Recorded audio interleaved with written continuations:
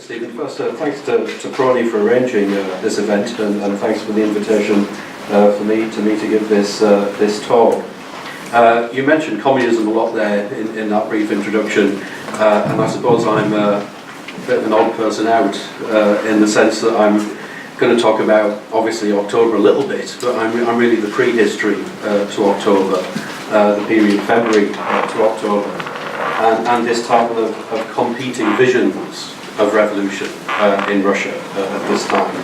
Because I think it's important to appreciate that the Bolshevik October Revolution was certainly not inevitable. It was not a given in the revolutionary process. In actual fact, I would argue that the true meaning of the Russian Revolution in 1917 actually lay elsewhere, and Bolshevism was much a subversion of that meaning and process as much as anything else. So, you know, what we may be commemorating is really the exact different expectation from what people might have had in 1917 in Russia. I think it's also important to appreciate that well before the revolution of 1917 in Russia, Russia had a reputation either as a centre of radicalism or as a country that would determine the fate of radical movements elsewhere.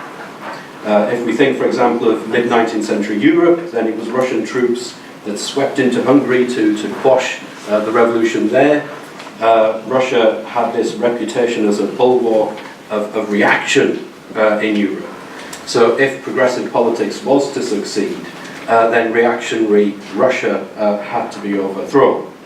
It was one of the reasons that Marx, for example, learned Russian towards the end of his life and undertook studies of Russia in some detail. If we move forward another 50 years, then we see Russia having a very different reputation, not as a centre of reaction, but suddenly as the centre of the most progressive politics in Europe at the time. Already in 1905, for example, the Soviets, you know, forms of working class government in embryo, if you like, were in existence in Russia.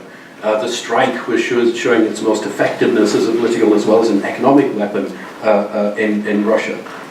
So this is summed up quite beautifully, I think, in Theodore Shanin's first two sentences of his second volume study of Russia in 1905, when he writes, "Russia began a new century with the revolution of 1905-07. For the rest of the world, the new century began with the Russian Revolution." So here we are in 2017, and we're very much part of a global commemoration of the Russian Revolution of 1917. You may not be aware of this or a member of it, but on Facebook there is a page which is dedicated to listing all of the commemoration events of 1917 in 2017. And from that, the list is long, it's massive, it's impressive, and as I say, it's quite clearly worldwide. And it encompasses public exhibitions, talks like this, screenings, poetry readings, political events, numerous academic conferences, newspaper coverage, yesterday's Times. Of course, it's very anti-October in the Times, but it does say revolution that shaped a century. I'm not surely tired in which way it means that, but nevertheless, there it is. And of course, anniversary publications, you know, so at the train stations now, I'm sure you'll see big fat books on 1917 in Russia, you know, kind of for public consumption. In the midst of all of this, these events and discourse, there are some key questions. First of all is, of what did the Russian Revolution consist? Because it depends how you answer that, your perception then of, you know, why are we celebrating? And what are we celebrating? So that's the key question still, of what did the Russian Revolution consist? Now, out there are two fat but manageable anniversary volumes that give very different answers to that question of what did the Russian Revolution consist. So I'd like to start by just talking about these two very different versions of 1917 in 2017 in these public histories. The first is by, hopefully I'm getting his name right, China Mayville. Are you aware of that book, published by Verso? Yeah. October, the story of the Russian Revolution. This is, I think, quite an influential book in 2017. You know, it's quite consciously aimed at a public audience, and it's written in a particularly engaging way, giving Mayfield's background as a novelist. You know, so this is a man who's quite used to crafting stories. So therefore, this is a story of 1917, and it's a story with villains, and it's a story with heroes. And there's one particular hero in it who is Lenin. The villains are the Mensheviks. Mayfield says that this is the body that made all of the wrong political choices in 1917. His kind of account of 1917, in a sense, is within the framework of the disputes within Russian social democracy that took off from the turn of the century onwards, between Mensheviks and Bolsheviks about what type of revolution Russia was going to have. Would it be a bourgeois revolution or would it be a socialist revolution? So in 1917, in February 1917, Mayfield sees this fracturing in the revolution between, on the one hand, a provisional government, and on the other, the Petrograd Soviet, which he, in very traditional ways, calls this system of dual power. He's very critical and dismissive of the dual power arrangement. He says it was inherently incoherent, conflictual, it was unsatisfactory.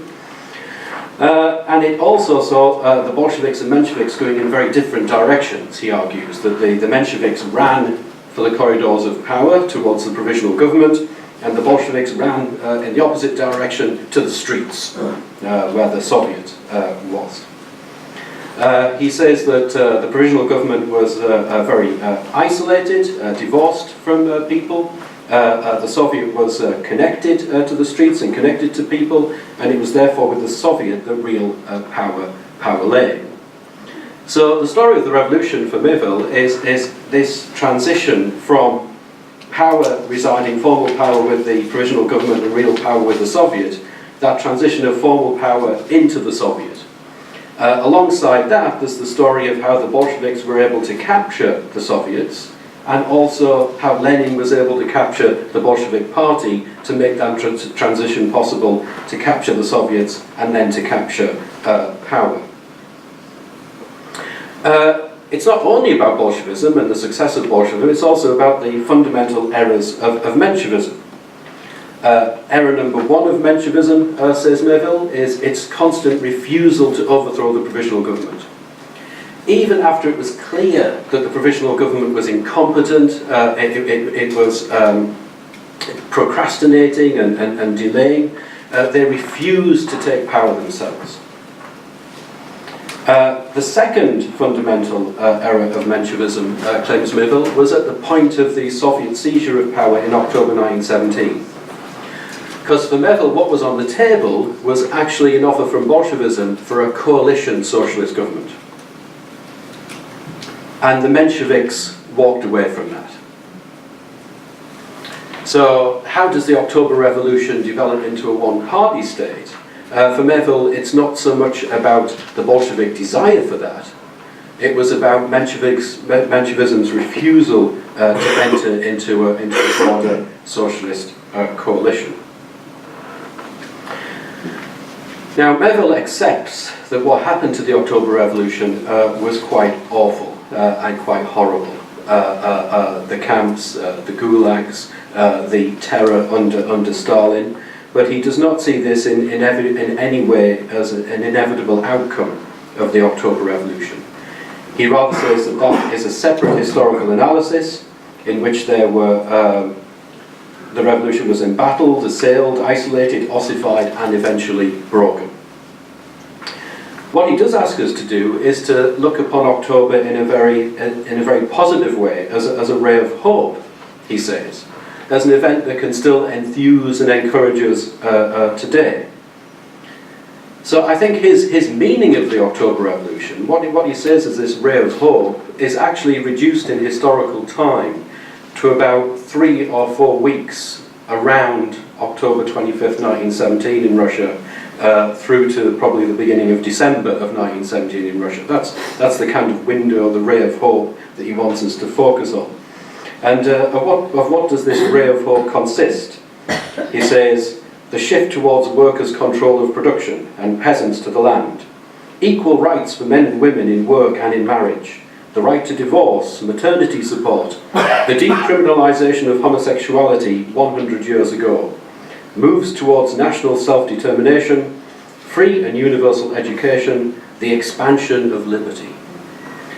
Now, I actually think he's historically mistaken in some of those points. I'm not at all sure that the notion of equal rights, divorce, decriminalisation of homosexuality actually was a direct product of those 3 to 4 weeks around October, November 1917.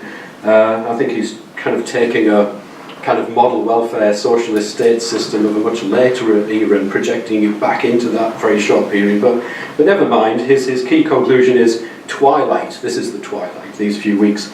Twilight, even remember twilight, is better than no light at all. Move on to Sean McMeekin. His The Russian Revolution, A New History. Now, the title should easily make us cautious already, you know. Any reader should be aware of a book on the Russian Revolution that purports to be a new history is probably not a new history. And that is absolutely true of McMeekin's work. It's a book that really makes me angry, actually, in so many ways. Because it's such a perversion, such a misrepresentation of Russia in 1917 and what the Russian Revolution was. He seeks, above all, I think, to rehabilitate Tsar Nicholas II. He seeks to rehabilitate reactionary advisors around Tsar Nicholas II, including, most notably, Rasputin. And he also seeks to rehabilitate the system of autocracy. He paints a particularly positive picture of late imperial Russia. This is true, for example, of the economy. So he talks about consistent high growth rates in the late imperial Russian economy of between 8 to 10%. He admits that it was a top-heavy political system, but he minimises the oppressive nature of this system. He compares the very few agents of the Ukraina, for example. Sorry, was that? Yeah, sorry. He compares the very few agents that the Ukraina had, for example, with the thousands of agents that the Cheka had at a later time in Soviet history. But he says the Ukraina was much more efficient than the Cheka. You know, so it was smaller in numbers, but it was really efficient. Not only was efficient, it was incredibly lenient. So he paints a picture of Russian revolutionary exiles in Siberia enjoying almost luxury hotel conditions in which they could take along their families, their chefs, and so on and so forth. He says that the Russian army, which is of course in many ways the justification of autocracy, the defense of Russia, you know, it was large, it was well armed, it was well organized. He also says it was in good spirits. And he says the vast majority of ordinary Russians lived happy lives and with loyalty to the Tsar. So what went wrong?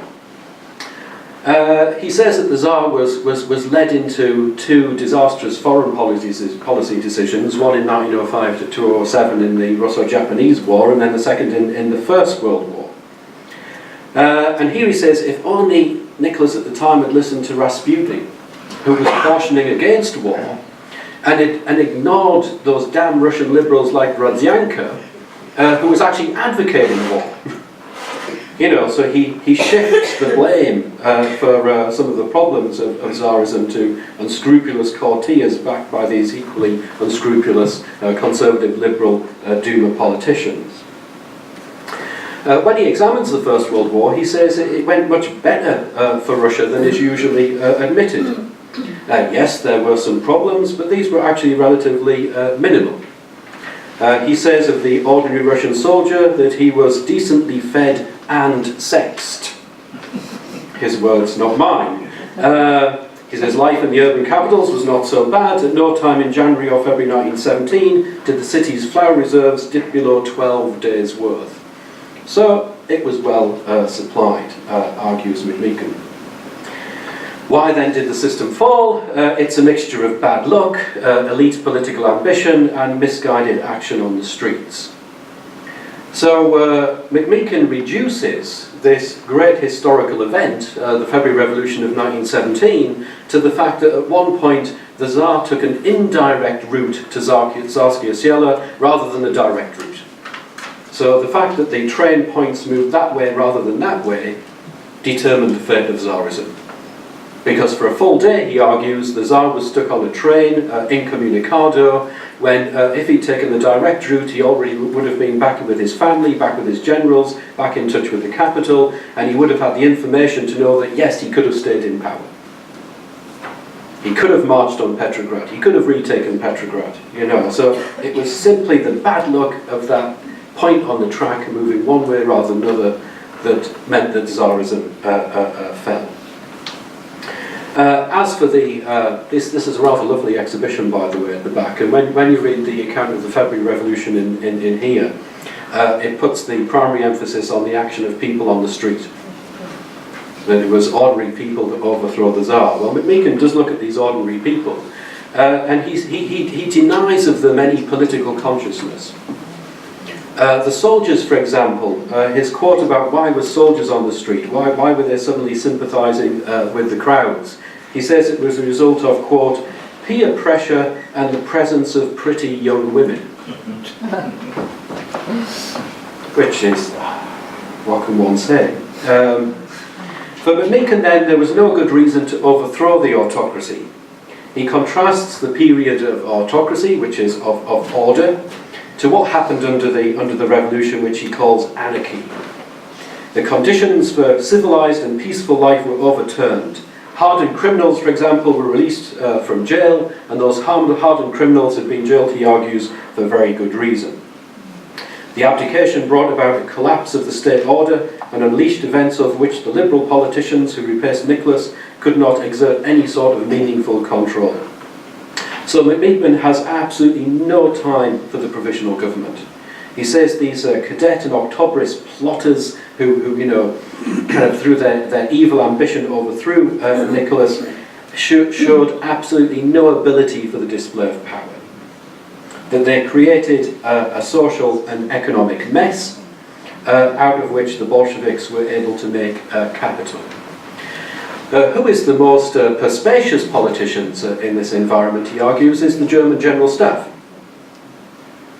Because the German General Staff knew that all they had to do was return Lenin to Russia to really finish off the Russian army and the Russian war effort.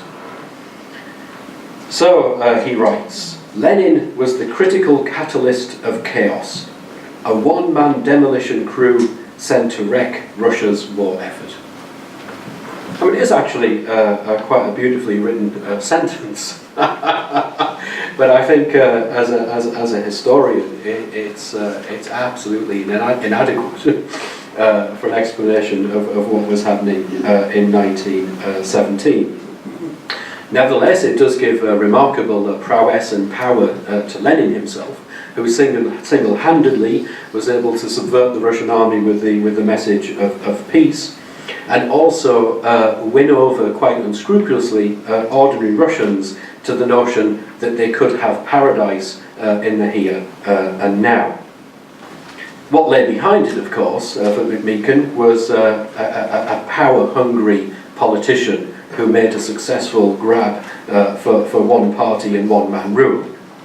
So in these opening months of the revolution that Melville asks us to look upon as a twilight of hope, McCarran writes, in their first 2 months in power, the Bolsheviks had not so much won over the Russian people as harassed and bludgeoned them into submission.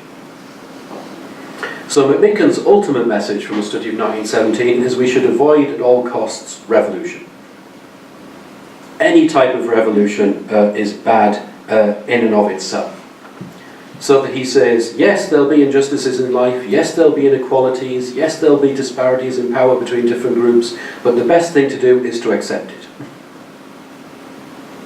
Revolutionaries will try to convince you that they can overturn that, but what they'll produce is actually something much worse. So that he says in 1917, It was about unleashing ordinary people's most atavistic impulses against their social betters. Combining jealousy with bloodlust in mass looting campaigns. So really, we shouldn't be celebrating anything at all today. You know, we should actually be meeting to express our sorrow and regret that this event ever took place. Now, if we go back to 1917 and look at the revolutionaries themselves, then none of them shared McMeekin's admiration for Tsarism or the Tsar. There was, in contrast, a very strong perception of Russian backwardness. This was evident in its inadequate infrastructure, it was evident in its levels of illiteracy, and it was also evident in the country's feudal, social and political order. Now, what fascinates me about these Russian revolutionaries is not just their analysis of the inadequacies of Tsarism, it was also how they perceived themselves in history, processes of historical change, and what was possible to achieve in Russia in 1917. Because whether we examine Russian liberals or whether we go to the extreme of Russian Marxists, what's absolutely clear is this was a radical, transformative political agenda. So whether we take liberalism or whether we take Marxism, Russia stood way to the left of the European political mainstream. February was a radical revolution, as was October. Why do I focus in on the period February to October? It's precisely in this period that these alternative visions of what Russia could be, what the meaning of the Russian Revolution would be, not only internally but internationally, that's when they played out. That's when they were expressed. This is when they were pushed and fought for. And I'd like to emphasise again this notion of internal change and international significance. You know, this is something that we are not just reading back now into the Russian Revolution. They really believed this was Russia's opportunity to move from being one of the most backward countries in the world to the most advanced. So that through the revolution, it would offer the most pure form of democracy in 1917. And for the socialists, it would become the starting point of a worldwide socialist revolution. So in bold terms, we can say that February foresaw a constitutional Russia replacing the autocracy as part of a universal move towards democracy, and October envisaging a red Russia as a constituent element in a worldwide march to communism. Now, in what follows, I'd just like to outline briefly some of the content of what I see as these competing visions of revolution in Russia in 1917. I'll basically just run through five. I'll talk about a liberal vision, what's been called a moderate socialist vision, and as I think it's quite radical still, but in the context of the time it could be seen as moderate. An extreme left view. Then two views that we really move outside, I suppose, well-known political configurations. One, the view from nationalities, and the second, the view from the ground itself, from ordinary people. Let's begin with the liberal vision. If we can sum up the February Revolution in one word, it would be svoboda, it would be freedom. It was a ubiquitous term after February 1917, and it looked as though Russia was being renamed in the name of freedom. So that in terms of publications, we got the Free Journal. In terms of publishing houses, we got the Son of Freedom. We had festivals of freedom. We had freedom fighters. So places, people, warships, buildings, businesses, all changed their names to align themselves with the cause of freedom. Now, freedom is a wonderful notion of what exactly did it consist? What did it mean? Well, it didn't have to be reinvented in 1917 in Russia, because there was quite a strong tradition of an understanding of svoboda in Russia, particularly from 1905 onwards. And in 1917, I'd actually emphasise the work that was done in the first two Dumas in the late imperial period in 1906 and 1907. These Dumas could not accommodate themselves to the Tsarist regime, and they were shut down by the Tsar. But what they did do, this hive of activity, including in legislative committees and commissions, in which they already began to draft very radical legislation, giving concrete definition to this term of svoboda, of freedom. So when this generation of radicals actually came to power in February 1970, they already had to hand quite a well-developed legislative programme that they could then put into direct government action. At one level, this meant a complete change in the ethos of administration in Russia. That the critique of the old regime was its proizvol, the fact that it was arbitrary in its rule, oppressive in its rule. One of the first statements from Kerensky, the new Minister of Justice, reads, "The first act of the new government is an immediate amnesty. Our comrade deputies of the 2nd and 4th Dumas, who were illegally exiled into Siberian tundra, will be liberated and returned to the capital with honour.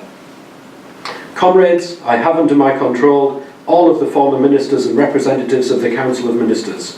They will answer, comrades, for all the crimes before the people, but in accordance with the law." Cries from the floor, "Execute them!" Comrades, free Russia will not resort to the shameful means of struggle typical of the old order. So a completely new ethos in which the new regime was going to be moral and humanitarian, setting the bar and the example for the other regimes of Europe in advanced democratization. Now, the Provisional Government is often presented as this weak, vacillating administration. I have a little bit more sympathy towards the Provisional Government, and I think its record in dismantling and repealing in law the oppressive and hated features of the autocracy is really impressive, actually. The Ukraina, for example, was abolished, discriminatory legislation against religious and ethnic minorities was removed, freedoms of expression and association were guaranteed. Now, even in its actions, the Provisional Government still has its critics. So, Toshi Hasegawa, for example, his recent book on crime in Petrograd in 1917, he says, how could you do that? How could you abolish the old Tsarist police? Look what happened. You know, we had a crime wave.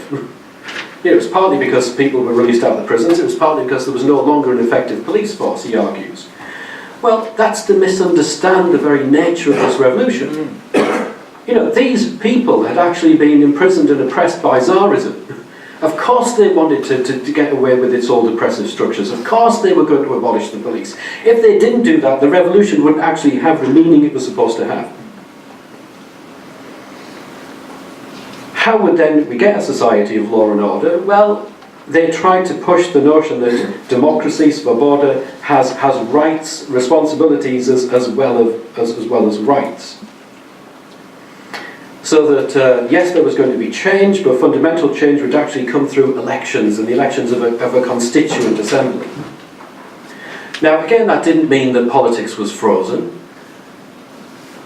You know, the Provisional Government is often criticised for not undertaking land reform. It was incredibly complex in Russia of 1917, you know, but they had lots of commissions working around that.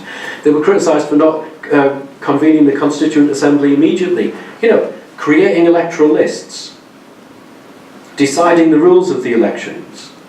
You know, that again is a very long and complex process. The fact that those elections were held in November 1917, and the February Revolution happened in February 1917, I actually think that's a remarkable success of the Provisional Government.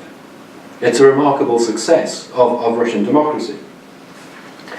So the political order envisaged by the February Revolution was a democratic parliamentary republic, by a president elected by national representatives who would retain legislative power. It was about protecting basic principles, civil liberty, civil equality, the guarantee of complete rule by popular will, and social justice. At the centre of the liberal vision for 1917 lay the notion that nothing should undermine the rule of law and liberty. This was the historical justification of the Russian Revolution. The moderate socialists welcomed the rights given by the February Revolution, but they didn't see it as an end in itself. They just saw it as a temporary stage on Russia's route to socialism. They called upon people to organise in separate organisations, Soviets, that they argued would guarantee the rights given by the February Revolution and also push those rights to their maximum extent. Moderate socialism dominated the Soviet for much of 1917, so for lots of historians the key question of 1917 is why did the moderate socialists fail rather than the Bolsheviks win? Well, I think we have to give due credit to the Soviet for its role in the 1917 revolution. It intervened frequently in military, police, economic and in foreign policy. McMeekin, one of the points McMeekin makes is a crucial social force in 1917 was the army. The moderate socialists placed the army's democratisation at the centre of the revolutionary process. It was important to create a people's revolutionary army that would defend the people's democracy. This was partially about replacing the former officer caste with promotees from the revolution. It was also about changing the way the army was going to be run. So it was a transfer of power to elected army committees. The army of revolutionary Russia is part of the revolutionary peasantry and is at one with the working class in the Soviet in consolidating liberty. For the moderate socialists, this notion of liberty encompassed much more of the notion of a social as well as a political revolution. There needed to be a drastic reallocation of Russian national resources away from the propertied elite towards the toilers and the underprivileged. The measures envisioned included universal and free education to the age of 16, complete secularization of the state and education, elected courts, the abolition of indirect taxation, an 8-hour working day, 2 days of rest per week, outlawing of enforced overtime and night labour, state-funded insurance, labour committees to oversee working conditions, state land to be transferred to the people's use, and the regulation of fair rates for land. In July, this moderate socialism largely overtook the Provisional Government. It was a remarkable, I think, if unachievable programme. The notion that the revolutionary army could not only defend liberty, but could also push the Russian Revolution through a successful offensive in the war. This was the way the Russian Revolution was going to capture its international audience, by actually winning victories in the war, turned out to be really moderate socialism's undoing. The June offensive of 1917 that it really pushed for example, was seen as a particular disaster. A population weary of war had to look elsewhere for a party that would bring the desired peace. And this is really where the extreme left vision comes in. The extreme left vision was actually a coalition of lots of different groups, the left SRs, the Menshevik internationalists, the Bolsheviks, the anarchists, of which Bolshevism, for understandable reasons, has become the most famous. Again, on the display at the back, the particular dominating voice in this coalition in 1917 is given to Lenin and to the April Theses, for example. I think that's really overplaying Lenin's influence in 1917 and also the influence of the April Theses, because it was quite clear that within Russian extreme groups themselves, they already had that radical agenda independent of Lenin and before Lenin's return to Russia in April 1917. At the time of the February Revolution, for example, the Bolshevik Party's Russian Bureau of its Central Committee published its assessment of the Russian Revolution that remained for me at the core of Bolshevik thinking throughout 1917. No agreements, it insisted, could be possible with the counter-revolutionary Provisional Government consisting of representatives of the upper bourgeoisie and nobility. Revolutionaries should agitate for the creation of a dictatorship of the proletariat and peasantry that would act as a starting point for the revolutionary movement of the Western European proletariat against their bourgeois governments. Peace would come via revolution from below by turning the anti-popular imperialist war into a civil war of the peoples against their oppressors. It was imperative the Russian Bureau insisted that the toilers of all countries entered into direct contact, whether via their proletarian parties or fraternization in the trenches, and that armed power be captured by the masses through the formation of Red Guards. The people should then use its power to effect an immediate transfer of resources, be it in the factories or in the fields, without waiting for the legitimation from above in the laws of the Constituent Assembly. So that is the radical agenda, the extreme agenda in Russia in 1917, and it's there, I think, already in February, before Lenin's return in April. How do we explain the victory of the extreme left competing vision of Russian revolution in 1917 compared to the moderate and the liberal vision? I think enter into here the people. What was also a very important part of the Russian revolutionary process was the emergence from below of a whole host of different committees, organisations, both in the urban environments and in the countryside, whether they were land committees, whether they were nationality groups, whether they were workers' factory committees, whether they were soldiers' committees, and so on and so forth. This is where I think McMeekin's misreading of late imperial Russian society is so important, because what was a feature of that society was the division of it between the them and the us, the elites and the ordinary people, and it was quite a pronounced gulf between the two in all senses. And what happened in 1917 is the language of ordinary people and these people's committees took on the framework of then and us, in which hostility to the elite was very much expressed in the terms of the bourgeois.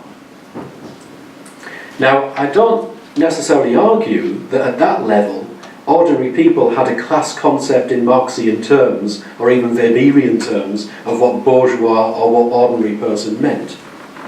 What was interesting was that the term itself is embedded in all their different resolutions, proclamations, calls, languages from these committees themselves.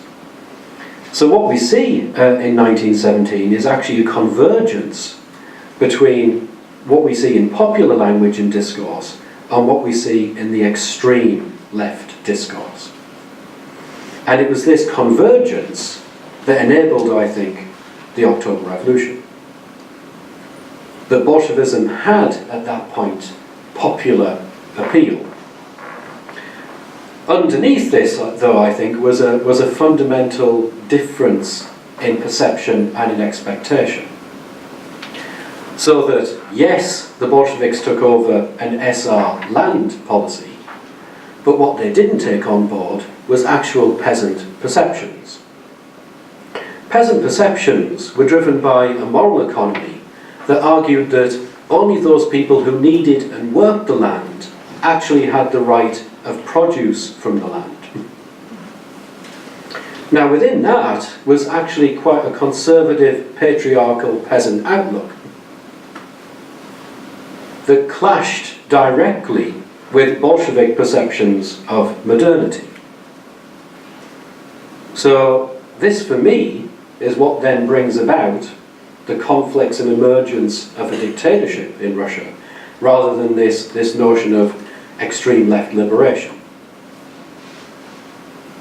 That there was a matching in October 1917 between popular aspirations and Bolshevism, but it was at best a temporary alliance that enabled the victory of Bolshevism, but it was an alliance that, like all other alliances in the Russian Revolution, at some point had to fall apart. I'll leave it at that. Okay? My time is up.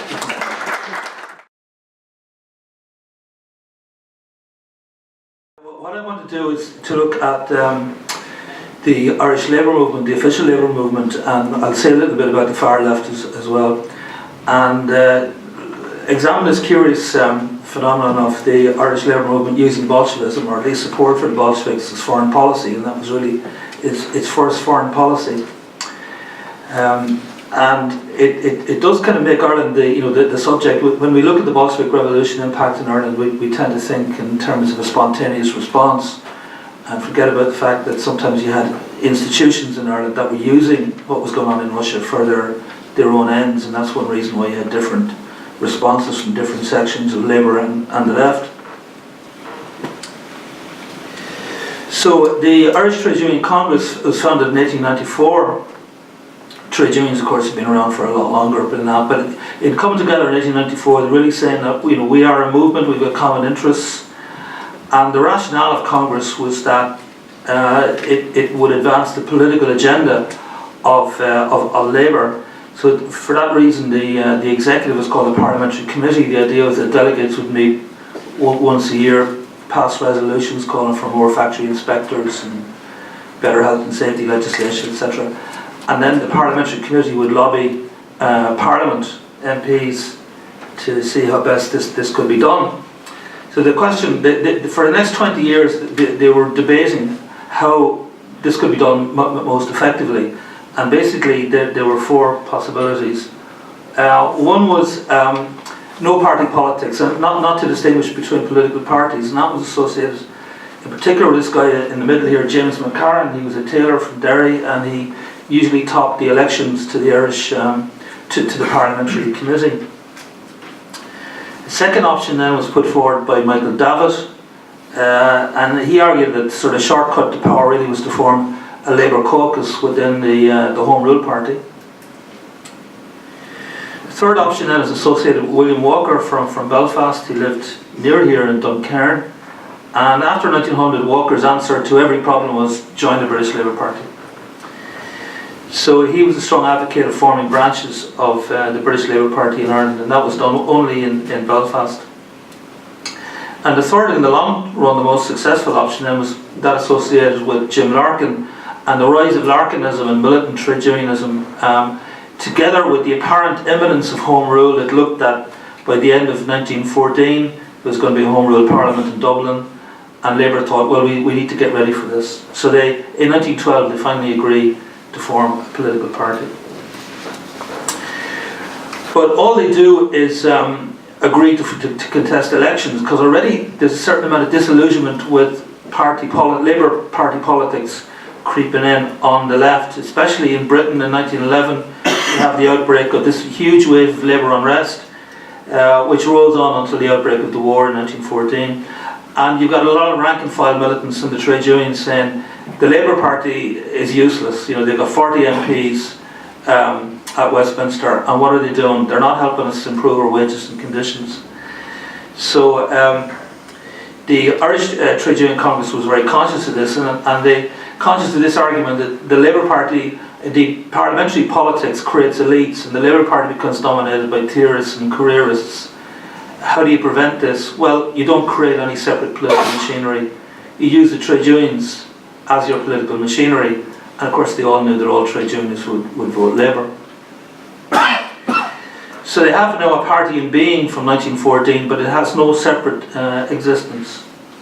But then from late 1915 the war starts to radicalise Labour, and it's very much a war of two halves, in that the first half creates a lot of problems for workers on fixed incomes. There's a feeling that, of course, once the war breaks out, there are shortages, you've got inflation, you've got profiteering, trade unions are complaining that farmers, shopkeepers, employers, they're doing well out of the war. Urban workers on fixed incomes are seeing their real wages decline. And this leads to hunger strikes or hunger marches by 1916 in many of the British cities. And in particular, there's a threat of a munitions strike, which is going to be obviously very serious for the war effort. So the government agrees to liquidate national assets to release more money into the economy, which means that wages start to rise faster than prices from 1916 to 1920. But the money's only there for people who can get it, and to get it, you need to join a trade union. So there's a big increase in trade union membership. And this really becomes very obvious in Ireland from 1917 and especially 1918. So this growth and radicalisation is, one important reason why Labour suddenly becomes aware of its real power. It's been struggling away, representing, well, the Irish Trade Union Congress only represented about 5% of waged workers in the 1890s. That's gone up maybe to 10% by 1912. But now the proportion of unionised workers is rapidly increasing. And they were asking, well, how could we make sense of this? How could we give some kind of political expression to this? There's growing interest in the Bolsheviks because, for two reasons. First of all, their opposition to the World War and their support for national self-determination. And of course that chimes with the kind of changes that are happening in Ireland in 1917 with the rise of Sinn Féin after the Rising. There's also a growing interest in the possibility of reviving the Second International. The First International had been founded in 1864. Of course, they didn't call it the First International. And it collapsed in the 1870s. And then a much bigger affair is formed in 1889. And from the early 1900s, they're talking increasingly about the possibility of another big European war. And they're saying, we won't let this happen. As soon as war is declared, we call it general strike. So what happens in August 1914? Nothing. The labour movements tuck in behind their national governments and the war goes on. But what's left is an organising bureau, and there's talk about using this by 1916, 1917 to maybe broker some kind of a peace deal, because the World War is just dragging on and on. Nobody seems to be getting the upper hand, and of course it's hugely expensive in terms of lives. And Irish Labour is very conscious of this, particularly because they're aware of how James Connolly had used the Irish Socialist Republican Party in 1900 to get a separate Irish recognition within the international movement. They had sent delegates to the Paris Congress of the Second International, and they'd been recognised as a separate national delegation, not as part of the British delegation. So they think, well, this is a way in which we can make some kind of unique contribution to the national struggle.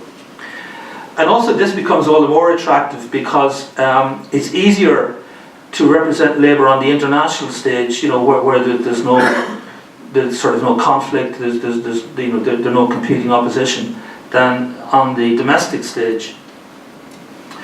And that appealed in particular to this man, Tom Johnson, on the left. Tom Johnson and William O'Brien were really the two kind of most important people in the Irish Labour movement after 1960, well, after the execution of Connolly in 1916. And Johnson was a very good secretary. He was very interested in what was going on internationally, very keen to get Irish Labour represented in the international labour movement, very good at drawing up policy documents, position papers. Unfortunately, he wasn't a very good leader. He hated any kind of confrontation, and it was a kind of tragedy for himself, really, that he was sort of forced into the position of leading the Irish Labour Party from 1922. And in 1925, he did what I would do if I was leader of the Labour Party. He had a nervous breakdown. He called at an emergency meeting of the executive. He said, look, I can't handle this. If you want a leader, get somebody else. And it says a lot about the state of the Labour Party. That he said, no, you're grand, take a few weeks off, come back when you think you can. The guy on the right there, he was William O'Brien. He was a hard bargainer. Some people call him the Irish Lenin because he seemed to have that steel and toughness. But he was interested overwhelmingly in his union, the Irish Transport and General Workers Union. He was interested in politics, but not nearly so much as he was in his union. And as long as things were going well for his union, that was really what was important to him. And his main concern was that the Labour Party wouldn't do anything that might damage the interests of the transport union. But both Johnson and O'Brien, but especially O'Brien, were instrumental in the reviving of the Socialist Party of Ireland. So the first of the name had been formed after Connolly had gone to the US in 1903 and his Irish Socialist Republican Party collapsed. So the Comrades in Dublin reorganised as the SPI. And then they revived it in 1909, but Connolly then returned to Ireland in July of 1910 to become a full-time organiser for the party, and he's associated very much with the party until he persuades the Trade Union Congress to form a Labour Party in 1912. The party is then sort of put back on the shelf. But O'Brien wants to associate himself with Connolly. You know, Connolly is now recognised as Labour's national martyr. He wasn't such a big man in his own day. I mean, Larkin was certainly very much the bigger of the two. But Connolly's execution has made him this great figure, and everybody wants to associate with him. And O'Brien certainly was. He was an old friend. He had been in the Irish Socialist Republican Party in the 1890s. There was a lot of correspondence between himself and Connolly when Connolly was in America. And now he thinks, you know, I can win kudos in the Transport Union by associating myself with Connolly. So he helps to revive the SPI. And this was the best connected Marxist party in Irish history. All of the top people in the Labour movement were in the SPI at this time. So here we have, I should say famously, the SPI organised a meeting in the Mansion House in Dublin in Dawson Street, February 1918. It was the first sort of public event to commemorate the October Revolution. And they thought a few hundred people would turn up. About 10,000 turned up. And it was a huge success. So this is a meeting to commemorate the first anniversary of the revolution. And it's a joint meeting of Dublin Trades Council and the Socialist Party of Ireland. Now, a key man in the Socialist Party of Ireland is Cathal O'Shan, who was editor of the Transport Union newspaper, as he ends up as a judge in the Labour Court. He's from Randallstown. He's very keenly interested in the Irish language, so he has translations underneath. And interestingly, he translates Soviet Republic as Poblacht an Lucht Dibra, Labour Republic.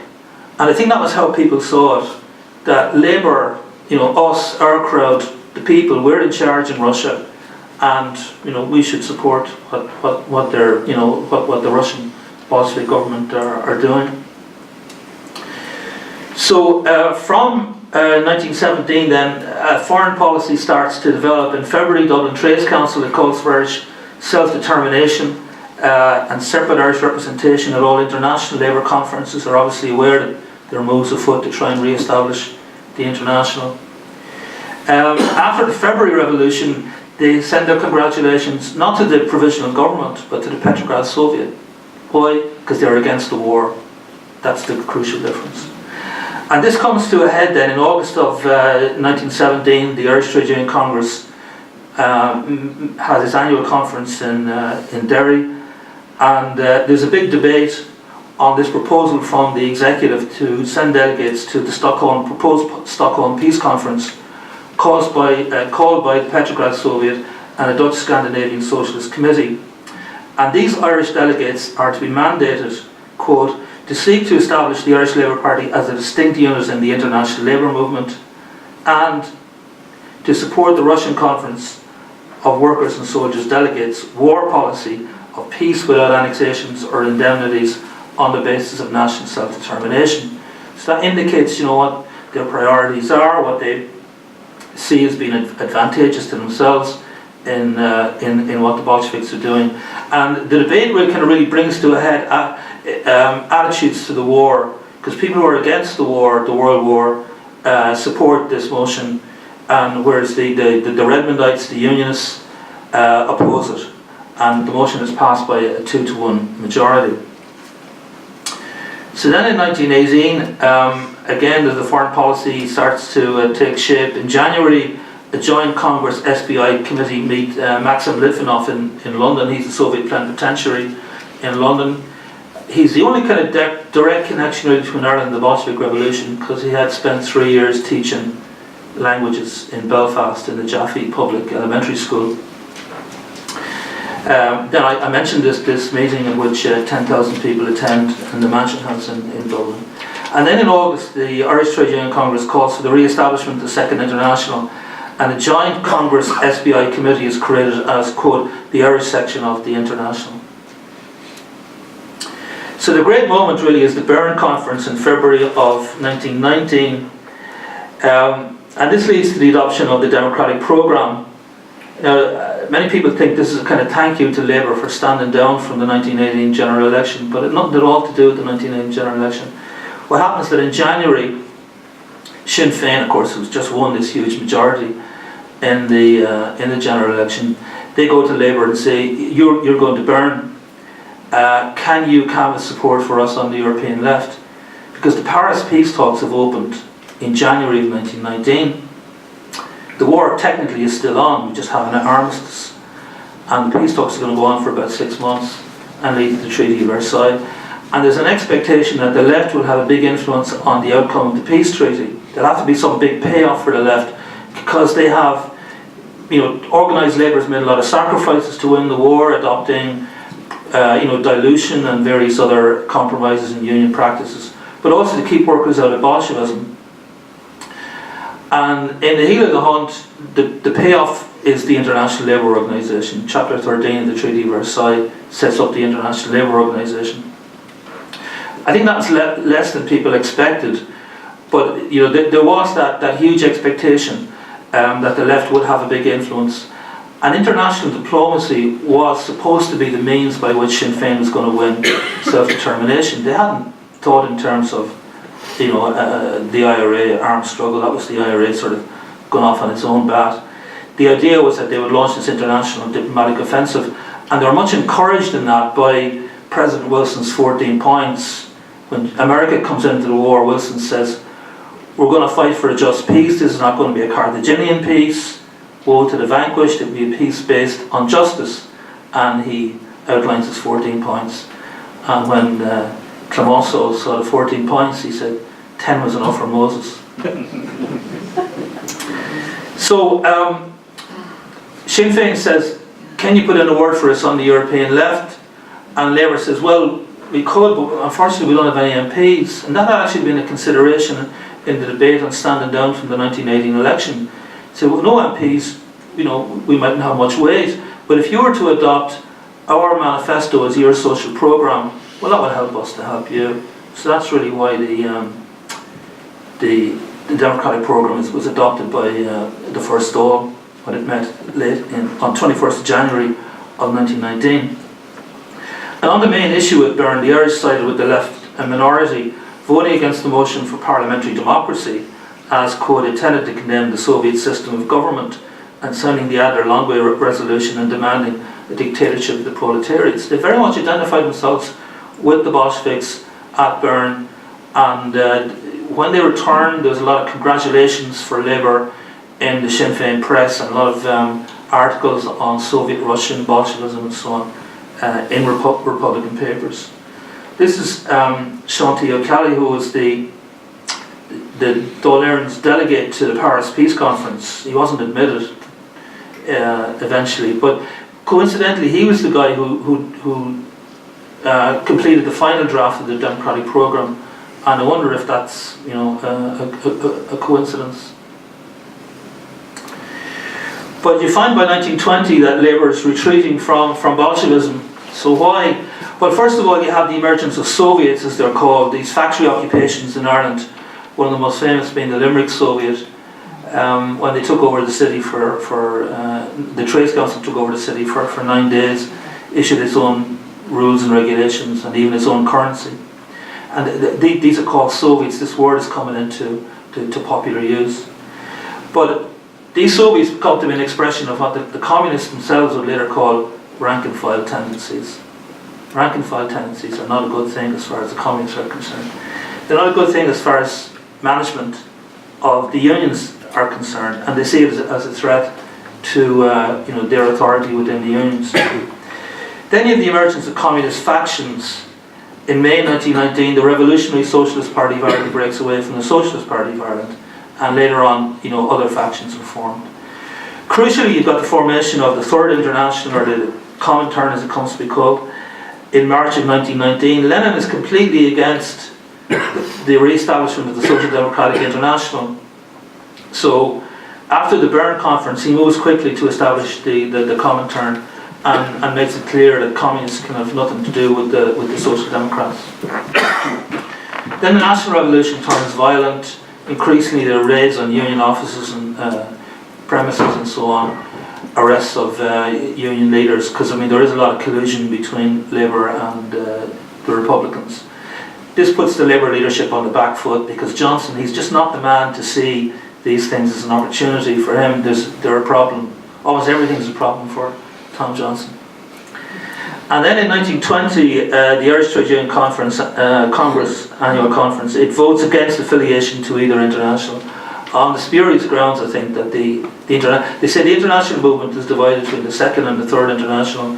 We don't want to take sides, so we'll stay neutral. That is challenged, but the challenge is defeated by a 2-to-1 majority. This is just a photograph of one of the Soviets in Limerick. They adopted his famous slogan, "We make bread, not profits."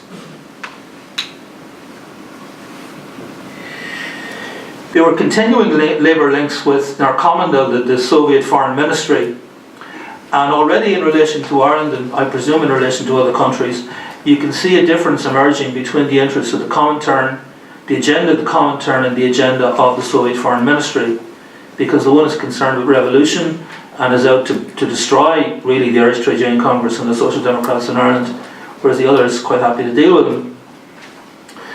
And in 1920, Johnson and O'Brien meet Crasson and Kamenev in London to discuss trade. Johnson in particular is very keen to promote trade links between Ireland and the new Free State and Soviet Russia. And in February 1922, after the Provisional Government is established, preparatory to the establishment of the Free State, Johnson and representatives of the Provisional Government meet Crasson to promote the idea of trade. The Provisional Government is still keen to keep Labour on board, and when the Dáil Ministry is set up in 1919, it sets up a Department of Labour. The Department of Labour is really the Department of the Labour Party, because it's their embassy really to keep Sinn Féin on the side of the revolution. But this talk about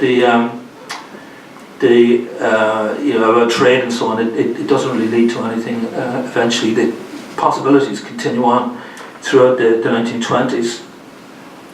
But in relation to the revolution in Ireland, the Soviets are always very worried about the British getting wind of any contact with the IRA, and they're always want to back off any direct involvement with supporting the IRA from a military point of view.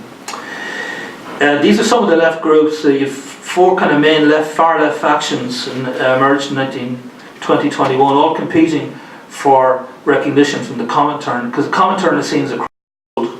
It's known that they're willing to fund left groups in the West, and they're all, well, hopefully they're not. I'm not being cynical about it. They're not just out for the money, of course, but that is part of the attraction of getting recognition from the Comintern. The Socialist Party of Ireland still continues to seek affiliation to the Comintern throughout 1920. And they're still continuing to present themselves as communist. Then you have another faction called the Workers' Communist, the Communist Party, or sometimes the Communist Labour Party, led by Sean McLaughlin. The communist groups, which modelled itself on the Irish Republican Brotherhood and sought to be a kind of secret conspiratorial version of that on the left. Then Connolly attends the Third World Congress of the Comintern, where he attends the second and the third and the fourth, where he finally secures, this is Roddy Connolly, son of James Connolly, he secures the approval of the Executive Committee of the Communist International to set up a Communist Party in Ireland. So he organises a coup within the SPI, they take over the SPI and they turn it into the Communist Party of Ireland in September and October of 1921. So this is Connolly and Eamon McAlpine. They're on the left, they're on the far left. He was from Belfast. The man in the middle, of course, with the flowers is Vladimir himself, and the guy with the sort of long chin then is Roddy Connolly. So that was at the beginning of the march to open the Second World Congress, and I think they were kind of at the back of the queue, and John Reid, who wrote 10 Days That Shook the World, took them up to the head of the queue and introduced them to Lenin. And this is a still from a movie, a motion picture, which was taken off the procession. Now a lot of people say, well, what about the Catholic Church? And these were the 2 popes at the time. On the left is Benedict XV, 1914 to 1922, and Pius XI was Pope from 1922 to 1939. The Vatican actually saw the Bolshevik Revolution as an opportunity, because they thought the Bolsheviks will get rid of the Russian Orthodox Church, economic problems will soon take care of the Bolsheviks, and then we can move in and convert Russia to Western Catholicism.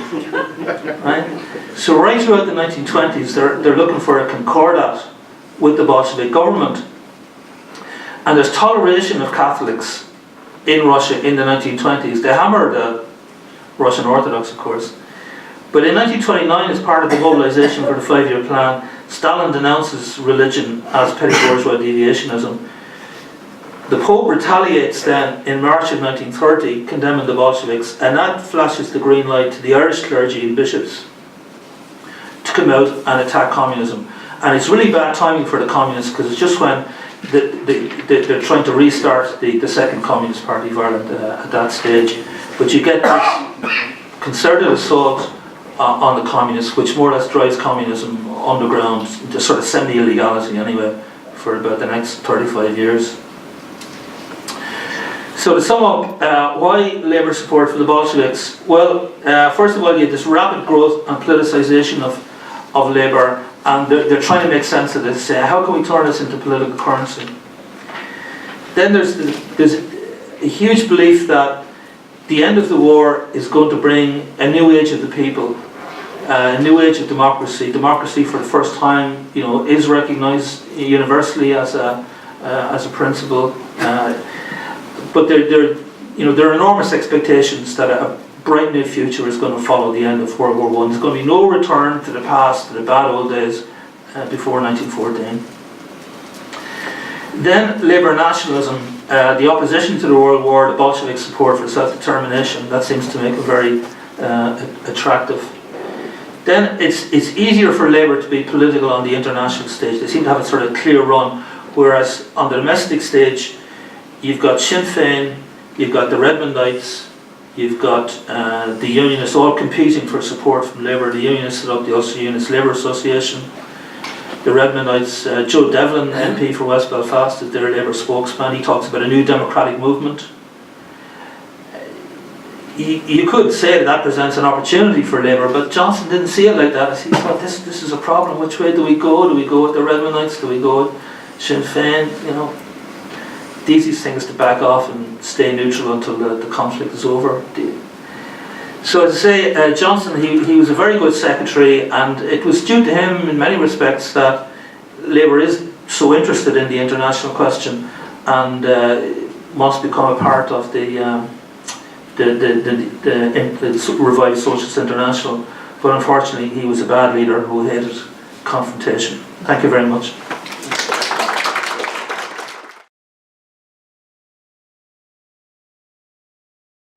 I just want to say one word about the danger of historicism, that is looking at the past through the lens of the present. I do believe that the revolution has to be understood in its own terms, in the same way that we understand the English Revolution of 1640, whatever happened afterwards, the French Revolution of 1789. This is a momentous event that did change the world. You might have a different interpretation of what happened afterwards, particularly from 1922 onwards, but it doesn't invalidate understanding what actually happened.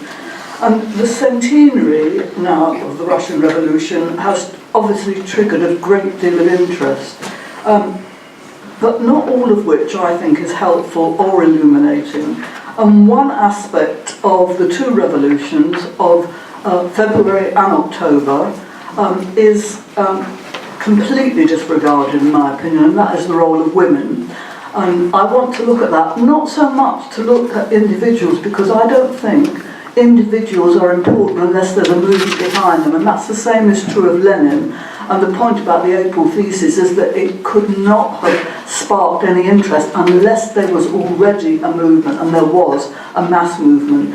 And between February and October, the dual power period, that is when the whole notion of what was contained in the April thesis and peace, bread and land was galvanised the masses. Soviets weren't in control to start with, but they gradually gained it. Anyway, that's just not quite on the role of women, although women played a huge part in the Soviets.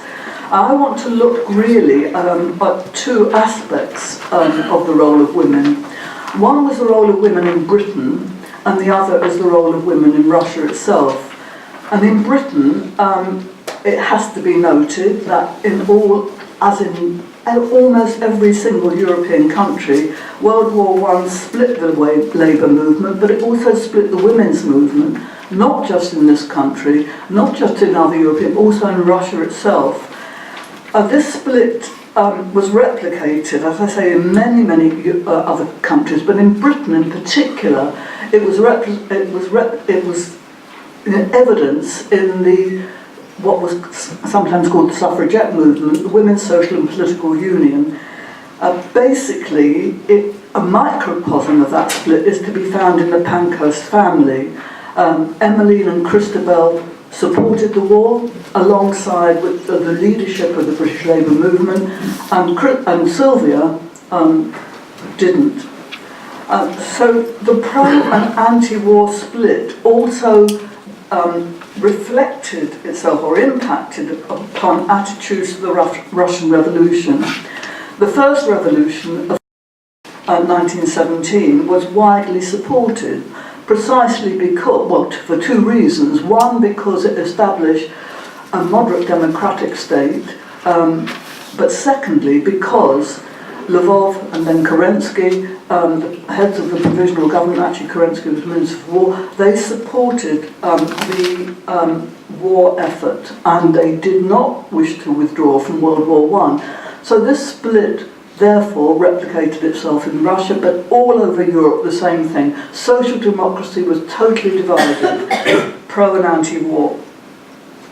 So when the October Revolution came, and one of the main slogans, of course, was peace, the Bolsheviks had declared that they would make peace, and that was immensely popular. What you saw at the front, the Russian front, was the mass disaffection of soldiers, absolutely refusing to fight. And don't forget, all the soldiers were conscripted and they had to leave their land. There was conscription in this country from 1916 onwards. And the war was incredibly unpopular. And that has to be noted. The two other slogans of the Bolsheviks, bread and land, were, of course, popular. Of course, especially given that 80% of the population of Russia were peasants. So that Bolshevik notion of a worker-peasant alliance was actually, it was a critical departure from Marxism, or traditional Marxism, where it was thought that the revolution would only occur in the country with the biggest working class. This was a different matter, and this worker-peasant alliance was extremely important. It's not Lenin who he theorised this, but he couldn't have done it on its own. So I think this role of the individual stuff has to be dismissed. An individual without a movement was important. And when I come to Britain, one of the people who was responsible for leading the support for the October Revolution was Sylvia Pankhurst. But Sylvia Pankhurst could not have done this on her own. She already had a big organisation in the East End of London, the East London Federation of Suffragettes, which became known later on, in 1918, as the Workers' Socialist Federation. It was open to men. And for 5 years, certainly from 1917 to 22, which encompassed the period of the wars of intervention against Soviet Russia, 14 countries fought against and tried to bring down the Soviet Revolution. But for 5 years, anyway, till 1922, Pankhurst was, Sylvia, by the way, only Sylvia, not Emmeline and Christabel, by the way, campaigned for Kerensky and pleaded with the Russians to stay in the war. They also handed out white feathers to anybody, young man, who wasn't in uniform. They were, embarrassingly, they renamed, by the way, the suffragette paper, they renamed it Britannia during the war to show their patriotism. So Sylvia, though, was an ardent advocate of the Russian Revolution, and the paper, the Workers' Dreadnought, which is featured there, I think, was really one of the first papers to support the Russian Revolution. For example, in barely 2 weeks after the revolution, as early as November 1917, which of course is our calendar, not theirs, it published an article called The Lenin Revolution, What It Means to Democracy, and then thereafter published End of Dreadnought, which had quite a big circulation, considering it was published in the East End, carried articles by John Reed. In fact, 10 Days That Shook the World was serialised in the Dreadnought. And the Workers' Socialist Federation emerged, I say, from a suffrage organisation, and it was Bolshevik activity which and support for the revolution, which drew Harry Pollitt, for example, later General Secretary of the Communist Party of Great Britain, as it was called then, he became a member of WSF, and him and Sylvia and loads of women from the East End were dishing out pro-Soviet documents, especially in the dock areas. And there were two main strands of, well, I won't go into WSF work, but it was laid the foundations for the next organisation that was founded by Sylvia, which hardly any historians seem to mention, and that is the People's Russian Information Bureau, which was a remarkable initiative. Founded in September 1918, a full year, by the way, before Hands Off Russia was founded. This was the only body in Britain to publish reliable and supportive information about Soviet Russia, most of which came from Russia and was translated into English. And Zinoviev actually played, Maxim Litvinov played a role here in supplying a very limited amount of money, Moscow gold, to help finance the People's Russian Information Bureau. And the committee of the PRIB, as I'll call it, a mouthful name, blah, blah, blah, all the time. It consisted of representatives of various trade union organisations, but mainly rank and file, because basically the leadership of the British Labour movement was wholly in favour of the war and against the October Revolution, although that did change. And the change that occurred was very significantly due to these solidarity organisations that had support within the rank and file of the labour movement. So the PRIB led then to the formation, later, a year later, of Hands Off Russia. And Hands Off Russia was a very important organisation because both her and Pollitt were very involved in this. And its inaugural conference was attended by almost 400 delegates from various socialist organisations and trade unions, but rank and file trade unions.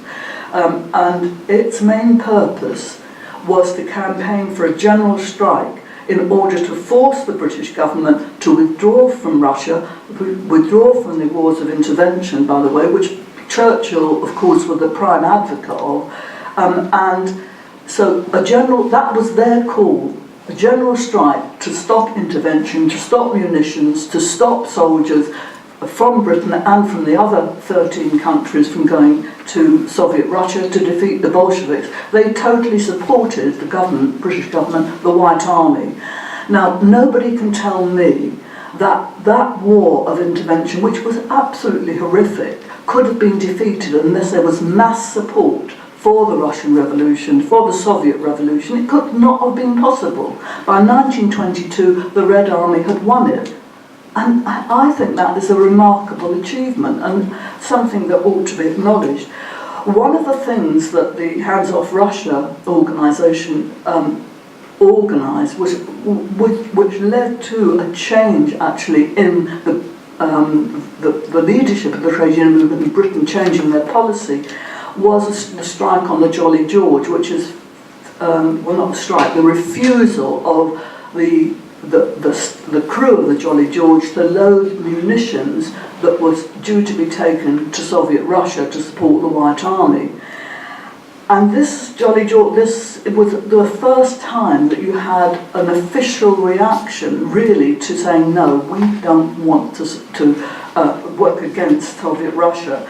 And that then in itself led to a remarkable thing, a remarkable about-face in August 1920, which was what the TUC, officially the Parliamentary Labour Party and the Labour Party decided to form the Councils of Action, and they then called for a general strike unless the wars of intervention was withdrawn. And really you could have to see the build-up to that through these solidarity organisations in which women played a huge part, especially in the dock areas.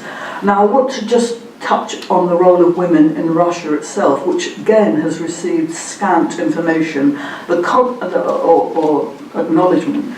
But the commonly accepted view is that Russian women featured only twice in 1917. The first time was in Petrograd in February, which actually, it has to be noted, it was women who led that first, the strike which led to the collapse of the Tsar and the institutions of the Provisional Government. They were the harbingers of a revolution which established the Provisional Government, and their strike was actually on, their demonstrations and strike was on International Women's Day, which then was February the 23rd, in our terms it's March the 18th. And so that is acknowledged that women played a role.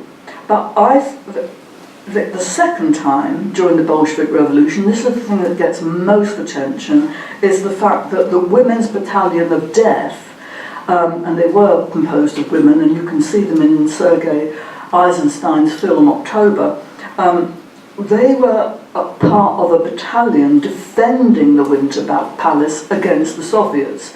It was these women that Emmeline Pankhurst welcomed as wonderful counter-revolutionaries, because she didn't want Russia to come out of the Triple Entente and not support the war.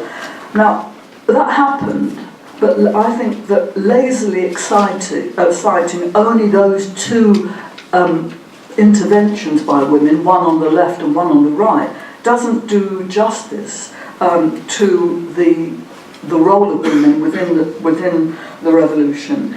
They were present at the birth of the revolution. If you call February the birth, although I'd rather call it the period of the dual power between February and October, where actually the Provisional Government didn't have its own way because Soviets were formed during that period and rapidly expanded, and women were very active in those Soviets. So they were. I would also say women were crucial in the delivery of the revolution. They played a vital role in defending the revolution, and this is quite apart from the Women's Battalion of Death, and during the Civil War as well, the Civil War and the Wars of Intervention, because that's what led to the Wars of Intervention. So in order to appreciate the role of women, I think it's necessary to go back to 1905. Of course, there was a revolution in Russia in 1905, which was brutally suppressed, but the feminist movement first took off in 1905, actually after 1905, with the formation of the League for Women's Equality. In common, though, with many similar women's organisations in Europe at the time, this concentrated solely on women's suffrage, and I will use the term bourgeois women because it was formed by and of bourgeois women. And this is where the links between women who were part of the Women's International, set up alongside the Second International, were very important. In particular, Clara Zetkin, a Russian woman, she recognized, in Germany, she understood that working women were divided on class lines, and recognised the need, therefore, for working class women to fight on their own terms. As she put it in 1907 at the International Socialist Women's Conference in Stuttgart, which was attended, by the way, by Russian women like Kollontai, Inessa Armand and so on, she said, this is Zetkin, that class contradictions exclude the possibility of working women becoming allies of the bourgeois feminist movement. And she went on to say, this does not mean they reject bourgeois feminists, if the latter, in the struggle for universal female suffrage, should stand by them in fighting the common enemy on different fronts. Now, the League for Women's Equality, which I said was composed of bourgeois women, very much like the WSPU, campaigned for the vote on the same terms as men. This actually excluded working class women, which is one of the reasons why people like Concordia Samoilova, Alexandra Kollontai, many other Bolshevik women formed Working Women's Mutual Assistance Centre in order to spread socialist ideas amongst working class and peasant women, and to encourage women to join the now legal, they were legal shortly after, just for a short period, to join trade unions. Basically, this organisation really tempted to take up the issues of working class women. International Women's Day was inaugurated in Russia in 1910, but it was not actually celebrated until 1913. Lenin and Krupskaya actively supported campaigning amongst working women, and they advocated the publication of a new newspaper called Rabotnitsa, the Women Worker. And that first appeared in 1914, but the outbreak of war served as a major break on this. The Rabotnitsa was banned. Any organisation that didn't support the war effort was basically smashed. And basically then what the war did was to accentuate these left-right divisions within the labour movement, which was occurring, as I say, all over Europe. It's very, very apparent in Russia, where the RSDLP, the Russian Social Democratic and Labour Party, had already split in 1903 into Bolshevik and Menshevik factions, but the division was even more irreconcilably bitter, given that the Mensheviks supported the war and the Bolsheviks were the only organisation which opposed it. So the issue of support versus opposition to war similarly accentuated the class divisions in the already fractured women's movement, fractured really from 1907. So what I'm calling the bourgeois feminist movement totally supported the war, as did the WSPU in Britain, as I've mentioned before, whereas working women, influenced by their Bolshevik sisters, were increasingly opposed to World War I, increasingly. And in 1917, a vast number of women who were working in factories, of course munitions factories, because all the men were called to the front, they replaced conscripted men. And on February the 23rd, as I mentioned before, March the 8th in our Gregorian calendar, International Women's Day was marked by strikes and huge demonstrations of women. The Bolshevik paper, Pravda, reported, quote, this led to revolution, quoting Pravda, "The first day of the revolution was Women's Day. The women decided the destiny of the troops. They went to the barracks, spoke to the soldiers, and the latter joined the revolution. Women, we salute you." This is not women playing a minor role, this is women playing a major role. And contrary to the traditional view, this was only the beginning of working women's involvement in the revolutionary process. For bourgeois women, it marked the end. And it was from the latter steadfastly supported the new Provisional Government, led by, as I said, Lvov and then Kerensky, and although still campaigning for the vote, their chief demand was war to victory. This is where the Women's Death Battalion came from.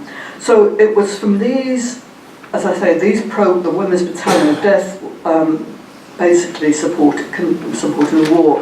Women workers were totally opposed to the war, as were peasant women, and the government.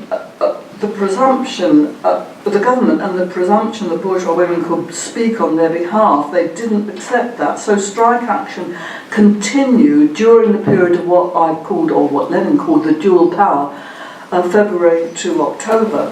And the strike action continued even amongst hard to organise service workers. For example, in March 1917, laundry workers, very hard to organise, and domestic servants, led by a Bolshevik, Sofia, I don't think I'm going to pronounce her name correctly, Gonchorskaya, struck for 4 weeks. I mean, that was quite difficult. If you imagine organising those sort of workers today, they're precisely the gig economy type workers, which are pretty hard to organise. And then in April 1917, 100,000 soldiers' wives staged a march and demonstration demanding better action, rations and an end to the war. Kollontai addressed their rally.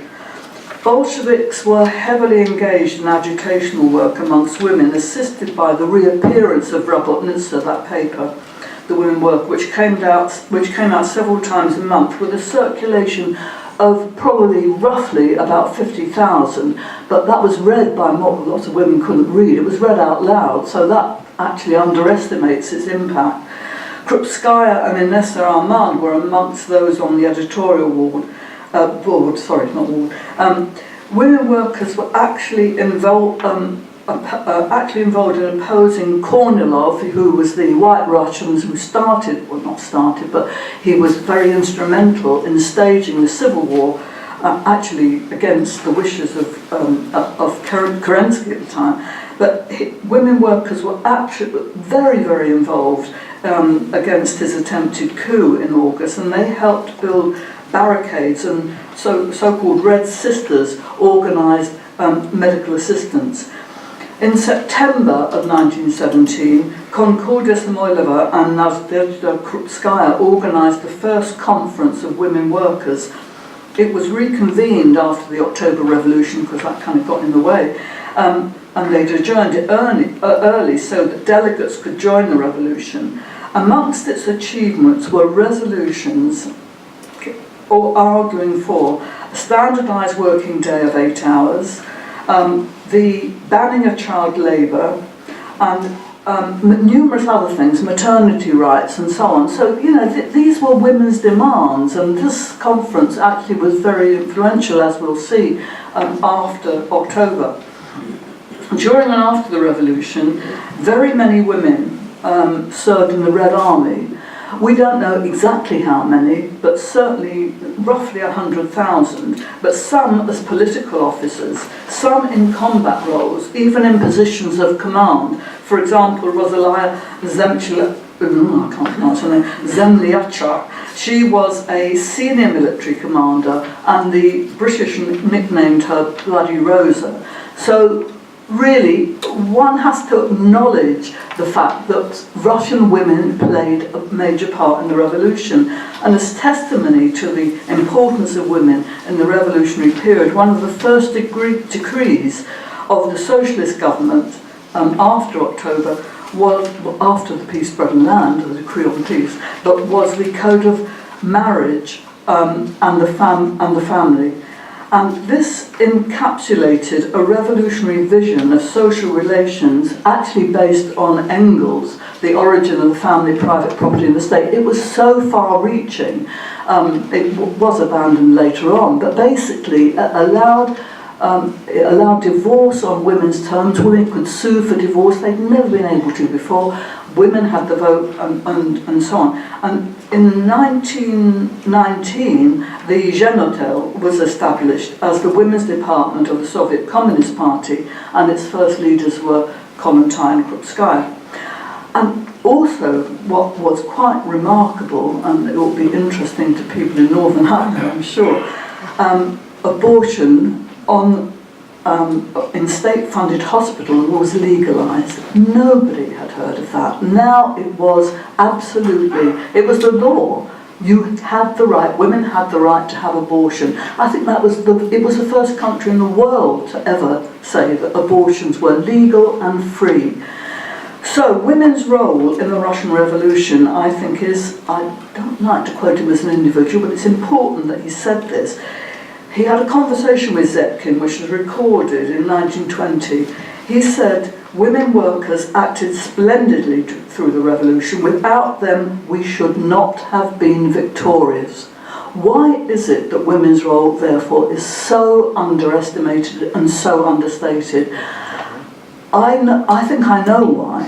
As a labour historian, I know that women are completely written out of labour history, largely because it's men who've written it. Now, you might think that's a very, very radical thing to say, actually. iconoclastic thing to say, but I think it's true because I've studied all these books, and I know that really it's only women historians who've resurrected the importance of women who have hitherto, to use Sheila Rowbottom's phrase, been hidden from history. Let's not hide them for the history of the Russian Revolution. Now, we have organised, I think the first speakers talked about all these celebratory events, some of which are particularly awful, like, for example, the Royal Society exhibition. The British Library one did allow me to have that there, but they also organised their own, which was a bit curate's eggy. But we have got a very major conference, and I don't know if any of you will be able to make it to London, but it's actually being held at the TUC. I don't think what they charge for it, but I don't probably know what they've let themselves in for. It's an international conference on November the 4th to try and, it's not quite the date of the October Revolution, but it certainly could be. And of course women will feature in that, but as will the importance of the revolution in Europe, because what happened in Europe, and in a way this was part of the Third International, well, there were revolutions in Hungary, there were revolutions in Germany, there was almost a revolution in Scotland. Willie Gallagher said that we were having a strike when we should have been having a revolution. You've heard about the Limerick Soviet. I don't know if you've heard about what happened in Italy, but I mean there were mass factory occupations, all inspired by Soviet Russia and the Soviets. Soviets were, when the TUC eventually decided to come off the fence and form councils of action were really local Soviets. This was taken up, actually including in Ireland, in a very mass way. And one of the demands of the Council of Action Act, the TUC didn't like this, but they called for the liberation of Ireland and the unification of Ireland, and many of them did. For example, the Birmingham one, which they had mass support. And this was the first time and the last time that the TUC actually called for a general strike to oppose government policy. They called off the 1926 general strike after 9 days. They didn't. They helped to organise it, but as I said, the miners were starved back to work. So August 1920 was very important, and that build-up to August 1920 really was, women played a huge role in that. So they played a huge role in the solidarity movements, they played a huge role in the German Revolution and in the Russian Revolution, and one day this history will be written properly. But until that time, let's just remember that it happened. And if you want to see a little bit more about that, these are available, and obviously the exhibition is there, which doesn't ignore women. I'm happy to say, well, it wouldn't have done because I did it. And that's it from me.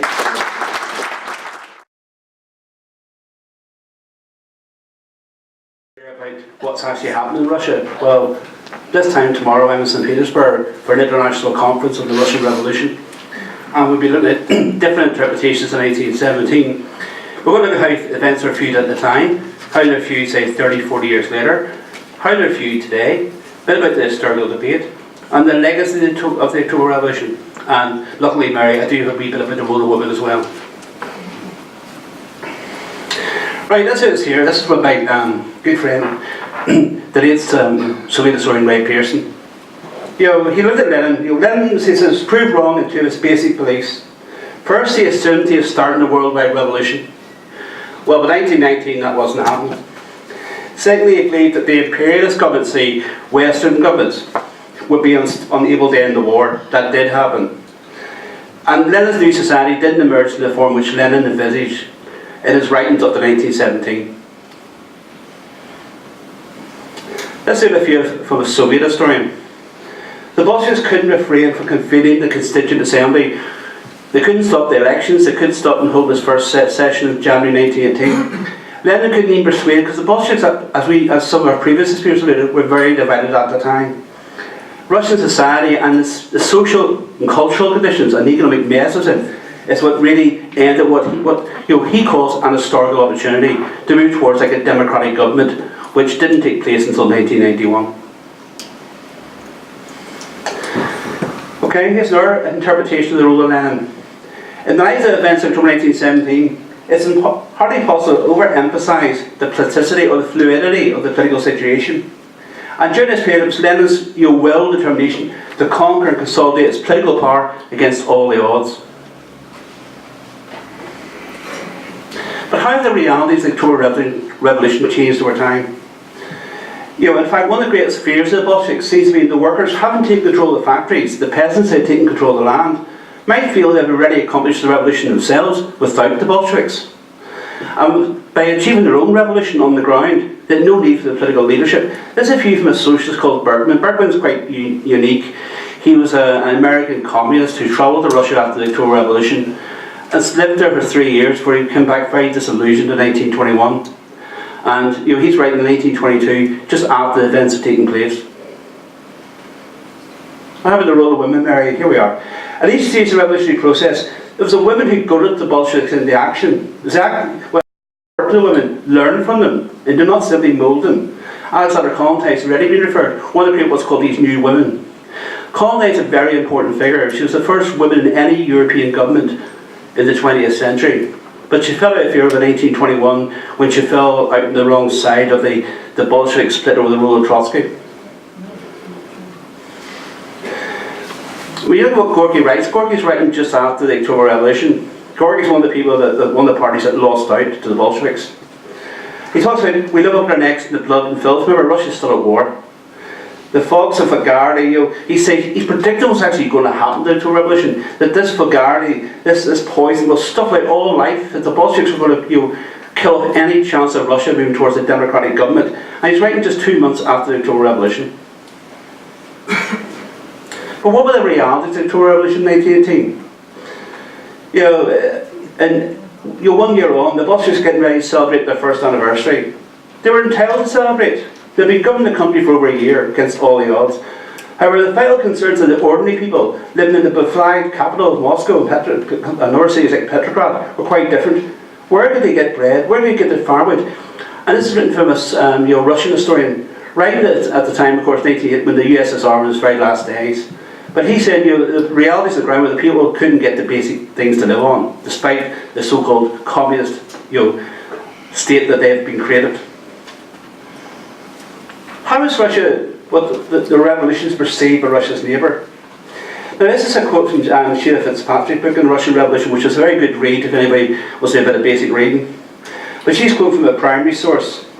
No way out is possible, otherwise these Brits, towards the Bolsheviks, will wipe up the Ukrainians, the Finns and the Balts. Pointing to the fact that Russia was a very fragmented society. Only half of the Russian state in 1922 were actually Russian. They're going to give a revolutionary army, they'll turn the whole Europe into a pigsty, predicting that they will sweep across Europe and create the fellow communist states that Lenin seek to desire. He says Russia's nowhere to keep a maggots. This is coming to a German soldier on the Eastern Front in February 1918.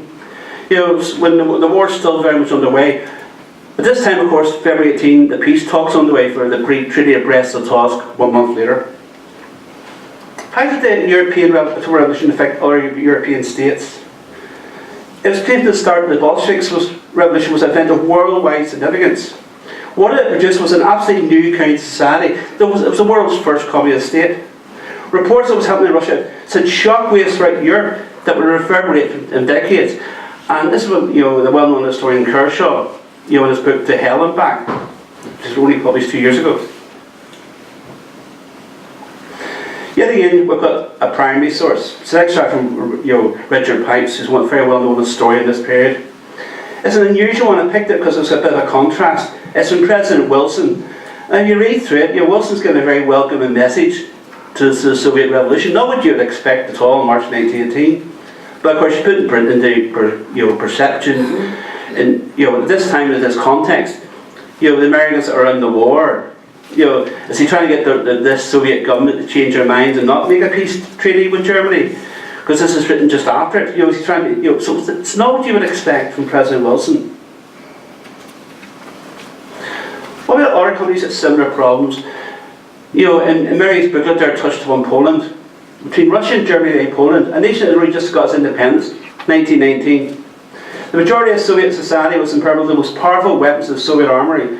The lure of socialism on one hand and international solidarity of the working people on the other, from the very well-known historian Samosky. Of course, one of the very first actions of the new Polish state is to invade communist Russia to try and bring it down because it was being decimated in the Civil War. Now, one of the main focuses is how perceptions of the revolutions changed over time. And to do this, I've looked through a range of extracts from the historical debate on the Russian Revolution, like the revisionist and post-revisionist. You know, the common perception that the Bolshevik uprising is an historic fight with the masses. This owes more to the film October 19, Sergei Eisenstein's great film in 1927. And people's perceptions of the Russian Revolution are often based upon what they see in this film that was produced 10 years after the event to tell a story. Now, historical fact. The Great October Socialist Revolution, as it became known in the Soviet Union, was in fact such a small-scale action that passed unnoticed by the vast majority of the inhabitants of Petrograd. So he's saying it was so little, not much notice was taken of what was actually happening here. It bypassed the people at the time. And, so that's a view of a Portuguese historian. Here's another different one. I dug this out of a very old book. H. Carr, well known as a traditional Soviet historian, written many famous books, not always sympathetic to what the Bolsheviks are doing, written just after World War II. He says the Bolsheviks got some things wrong, but they also got some things right. And I think it's a very striking comment. It's impossible to get everything right. But he's saying, in the view of 1946, in the aftermath of World War II, they got some things wrong, but they also got some things right. Here's another famous pro-Soviet historian. Of course, many features of authoritarian rule developed by Stalin first appeared under Lenin. In some cases, he played a direct role in introducing them. The one-party system, restrictions of democracy, and later restrictions on this discussion are always examples and features of Leninism. And what Medvedev is saying, Stalin just really copied the very things that Lenin. Lenin was the first to do these things. Stalin copied them and then took them much higher level to maintain political power. Date significant 1979. Here's a few of a French historian. The Bolsheviks, after a few more political developments, the July events, the Kornilov affair, the October insurrection, the Citizens' Republic swept the Militants' Republic aside. Good descriptions there for the Bolsheviks sweeping aside the Provisional Government. The leaders adopted and reacted to circumstances, seizing the torch of the revolution. So he's saying that the Bolsheviks were very flexible in their attitudes. They jumped on the bandwagon and they took control of the train and seized power and then removed their opposition.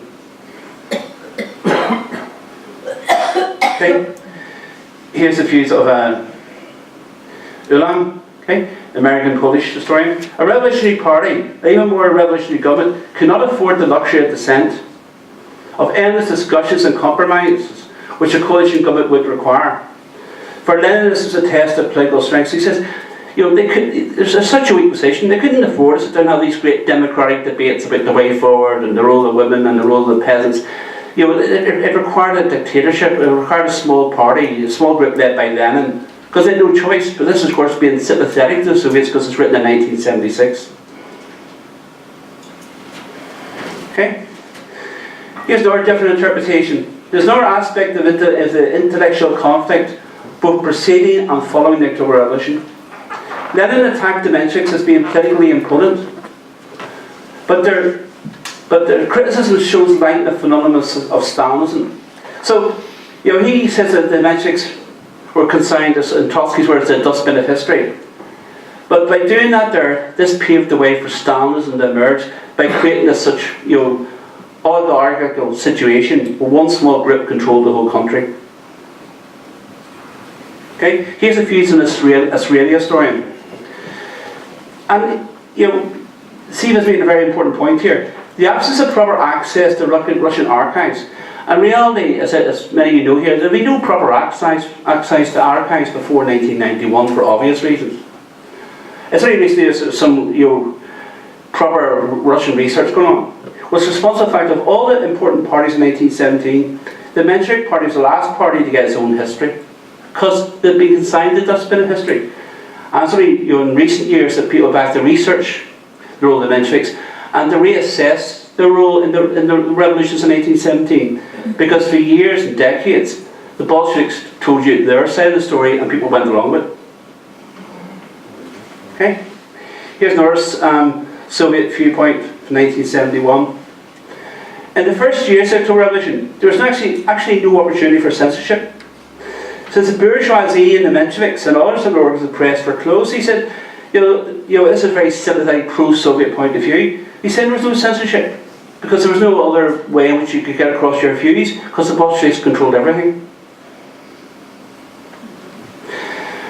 Okay, here's another one. Here's a viewpoint of a former Bolshevik leader in the revolution many years later. This is quoted, article from Trotsky quoted in Ward's book on Stalin's Russia. And Trotsky, of course, is being very critical. Trotsky played a major role in the October Revolution. Trotsky played the key role in the Russians winning the Civil War, and yet he's written out of his history.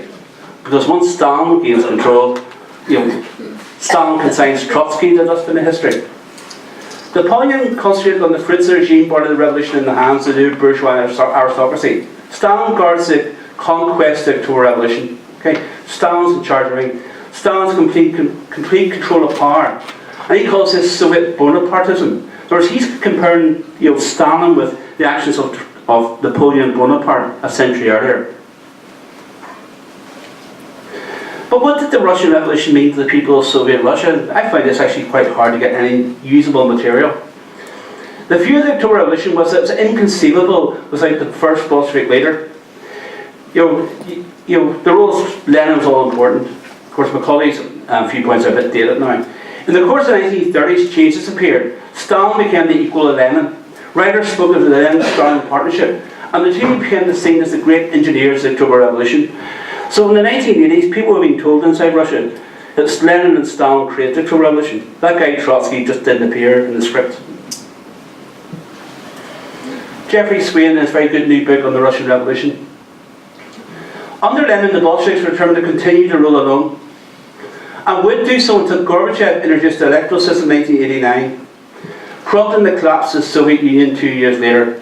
Very sweeping statement, but certainly I think that should get some debate going in St. Petersburg on Saturday.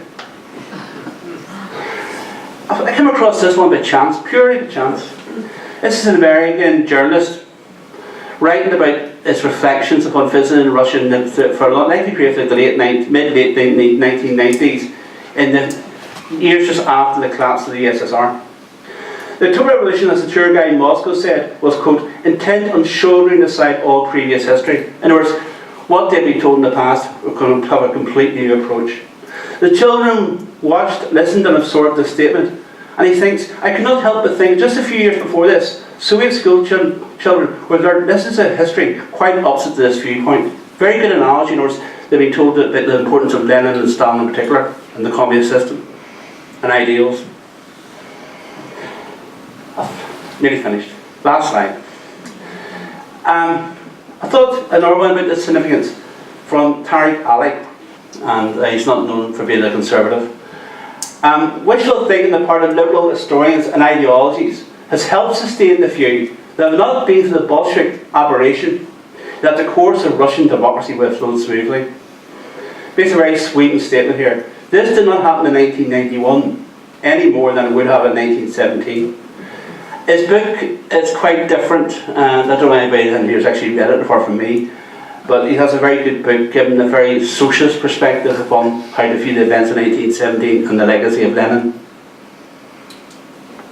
Now, as I said, I'll be making this presentation in St. Petersburg in a few days' time at an international conference, and I've also, this came about the fact that I've written a book on Russian history, which will be published in February, and it's more of a school textbook on 1914 to 41. So I welcome any questions.